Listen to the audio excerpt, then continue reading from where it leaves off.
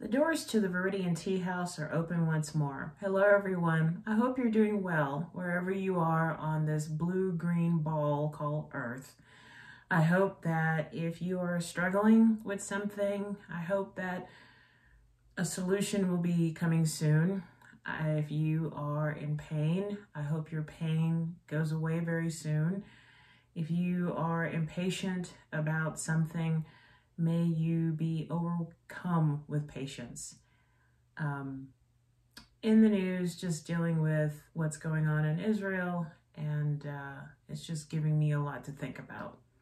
So I am trying to sally forth as a human being and make these silly videos. So actually, you know what?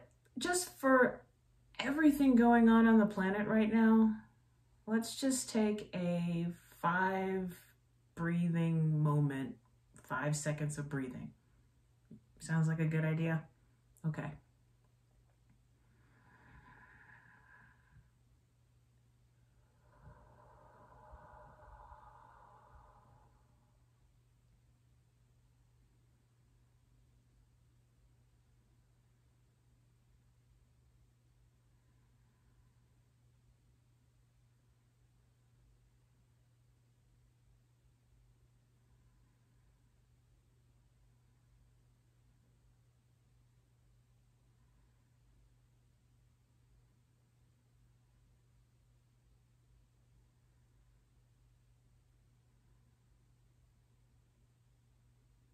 Let's take a deep breath in through the nose and out through the mouth.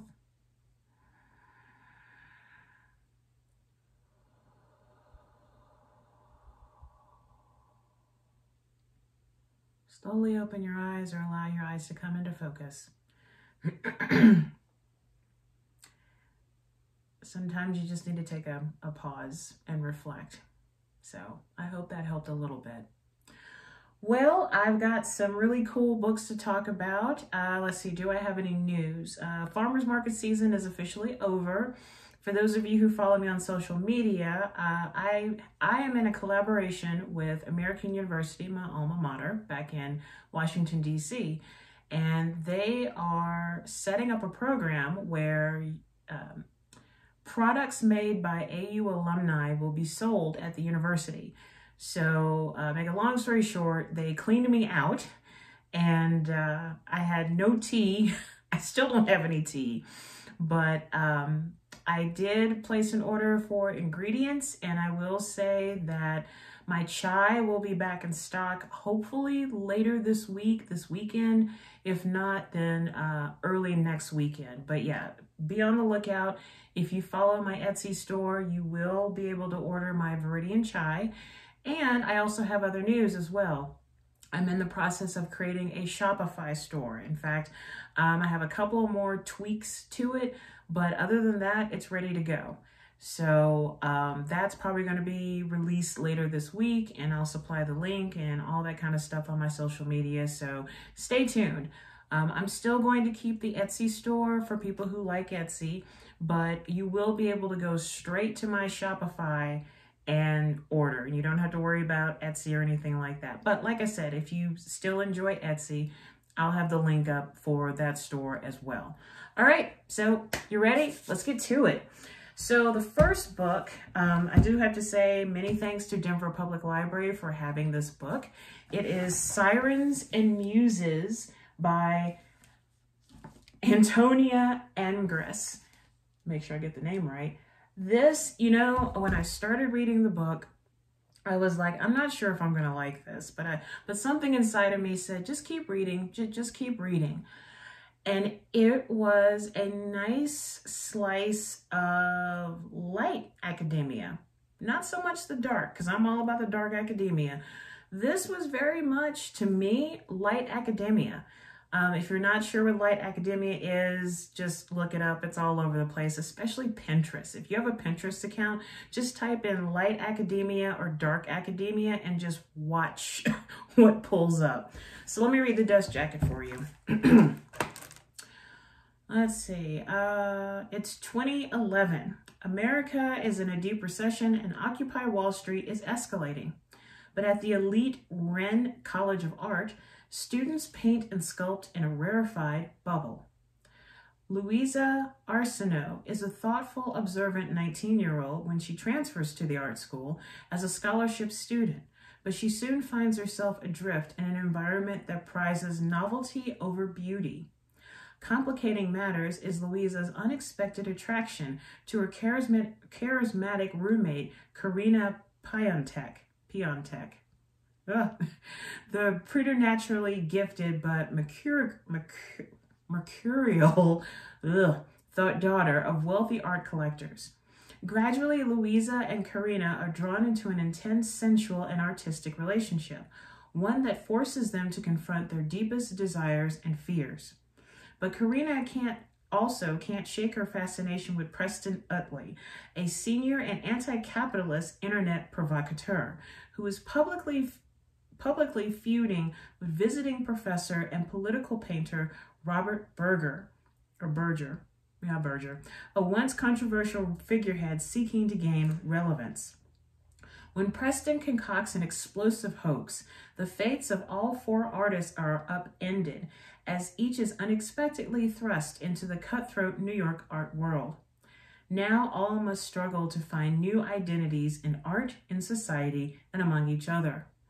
In the process, they have to either discover their most authentic terms of life, of success, failure, and joy, or risk losing themselves altogether.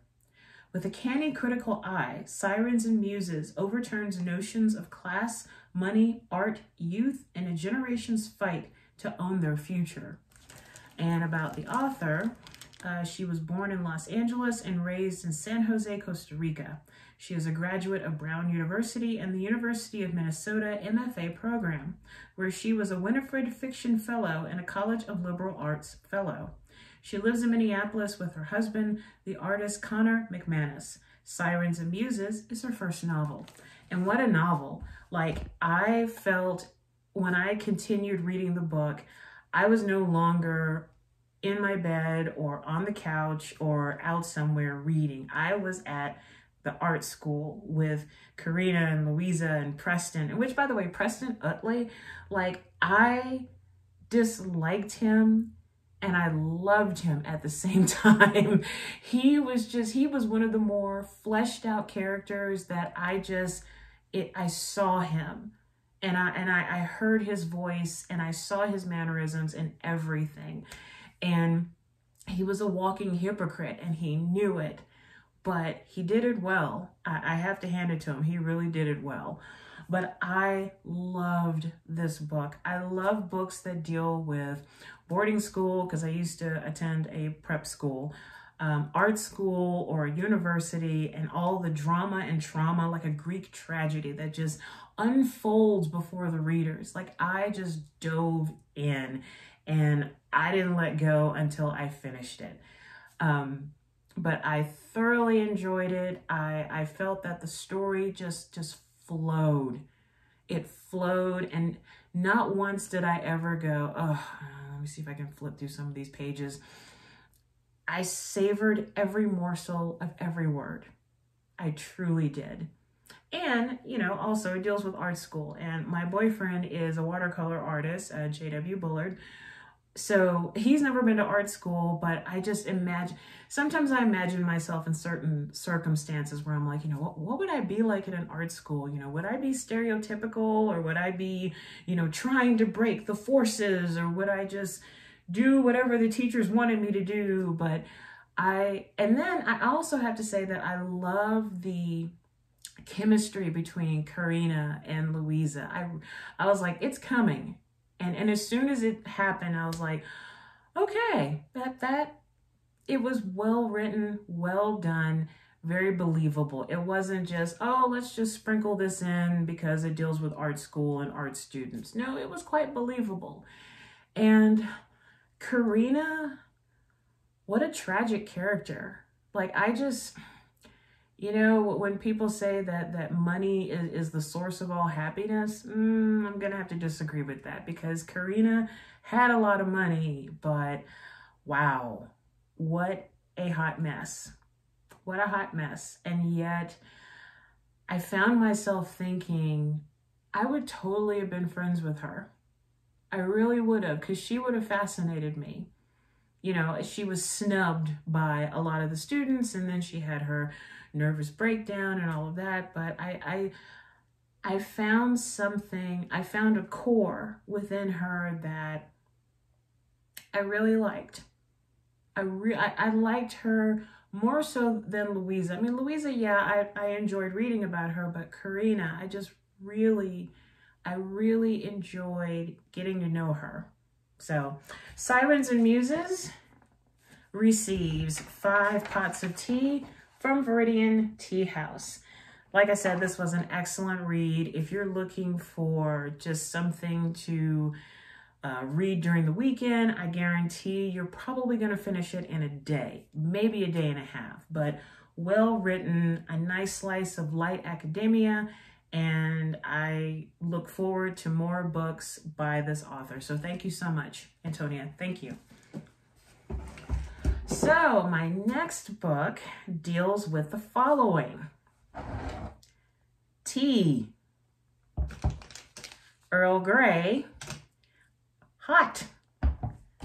Who am I talking about? If you don't know, Jean-Luc Picard of Star Trek Next Generation.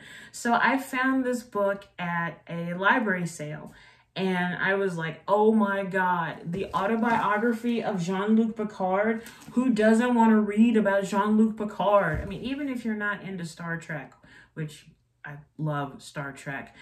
And I remember like watching the show and just admiring Picard and admiring the chemistry that he had between all the members of his crew. And I always wondered about his life. I always did, especially when he got assimilated into the Borg. I mean, of all the aliens of Star Trek, the Borg are my absolute favorite. And this book explains where the Borg came from. It explains a lot from his point of view. So let me read the dust jacket, excuse me. The autobiography of Jean-Luc Picard tells the story of one of the most celebrated names in Starfleet history. His extraordinary life and career makes for dramatic reading. Courts-martial, unrequited love, his capture and torture at the hands of the Cardassians, his assimilation with the Borg, and countless other encounters make Jean-Luc Picard's tale a truly unforgettable one. Captain's logs and excerpts from his personal correspondence give Picard's narrative further depth, and an 8-page color section highlights some of the key moments and relationships from his life. You know, I'm just going to be honest. I told my boyfriend, I said, I'm reading this book and I feel like Jean-Luc Picard is real. And in a way, he is real, you know, to all of us Star Trek fans. I mean, he's real to us. And I know I have to separate Patrick Stewart from Jean-Luc Picard, but what a character. But this book explains so much of not only his life and why he acts the way that he acts, but also about the Federation itself and how he got into Starfleet Academy, the reasons behind it. But again, I kept thinking that he was real. So I thoroughly enjoyed reading this book and I devoured it, and I'm so glad to be reading the autobiography of one of the most influential people on the planet and beyond. Let's see. And actually, we talk about the 8 pages of color. Let's see. So this is, oops. Oh yeah, this is a picture of him graduating from Starfleet Academy. And then of course you recognize that crew. And then also, this was really cool. This was a picture of Picard with Mark Twain. And the bottom of it says, this picture was found in 1962 among the personal letters of Samuel Clemens, bequeathed to the University of California at Berkeley. Picard would remain unidentified by historians for over 400 years. The inscription from Picard reads, "A great man once said, 'Truth is stranger than fiction, but it is because fiction is obliged to stick to possibilities. Truth isn't. Thanks for the possibilities. JLP." In quoting Clemens himself, Picard created a conundrum. He met Clemens in 1893, 4 years before Clemens would publish that quote. So I just love little things like that. It's like, oh, goody, you know, little goody things here. And let's see. Oh yeah, this top one right here. This is a scan Beverly Crusher took of Picard's skull when he was assimilated by the Borg.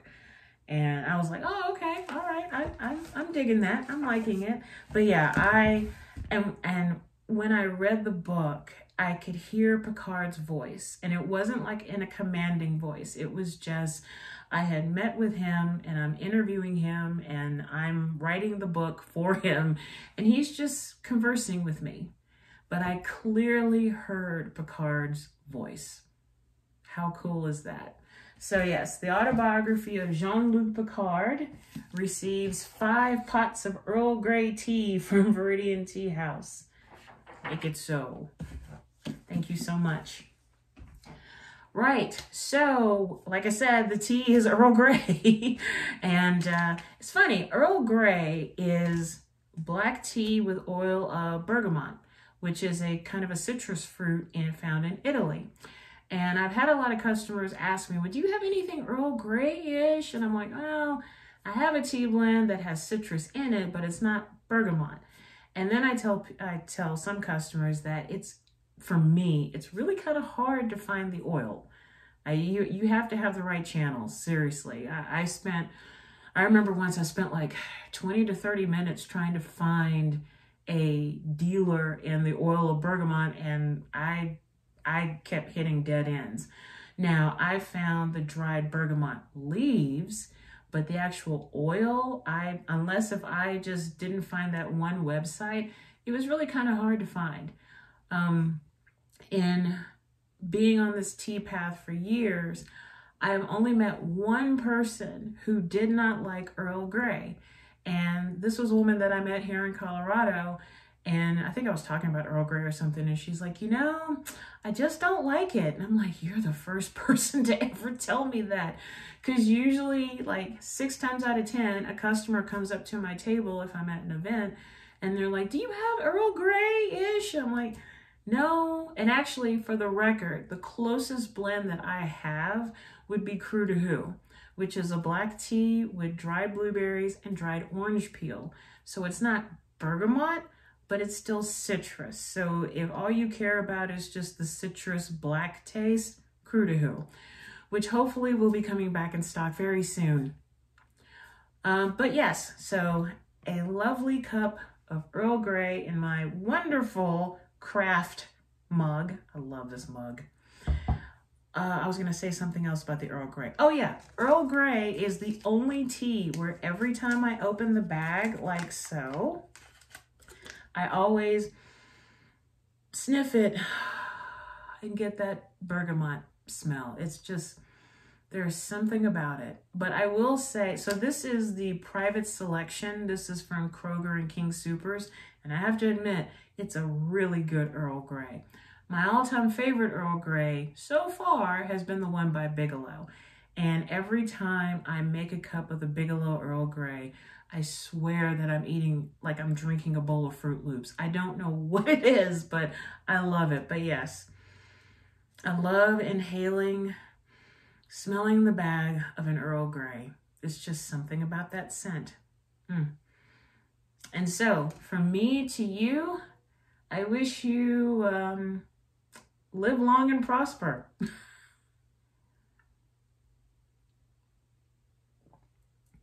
Oh, that's lovely. Oh, and I forgot to do the, yeah, let me, take 2. There we go. Live long and prosper.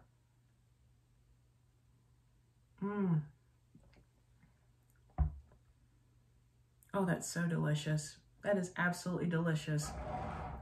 So I'm trying to think. I don't really have anything cool to talk about, so this is going to be a short video. So if you're ready to meditate, then let's do it. Make sure you have a glass of water or your favorite tea by you. Find yourself in a comfortable position, either seated like me, standing up, or laying down. Go to a quiet room where you're not going to be disturbed, and we're just going to breathe. We're not going to focus on any mantras or anything like that. Which, by the way, side note, in the last video, I asked to tell me what brings you joy. Well, nobody really responded to that, so okay. So, but anyway, we're going back to just focusing on our breathing. That's all. No mantras, no chanting, no nothing. And then we'll end with a deep breath in through the nose and out through the mouth. And then we'll have a sip of your liquid beverage. So if you're ready, let's begin.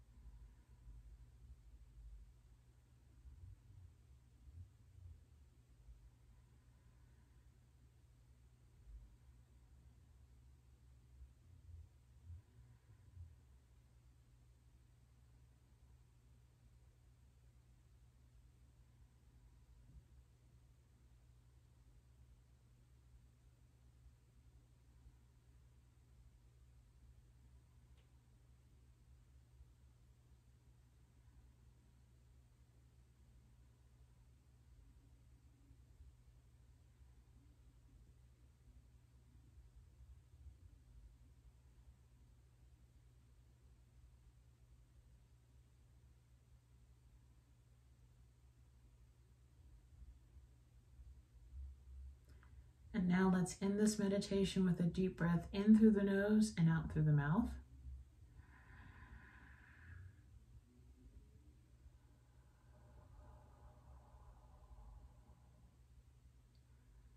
Slowly open your eyes or allow your eyes to come back into focus. And now let's have a sip. L'chaim.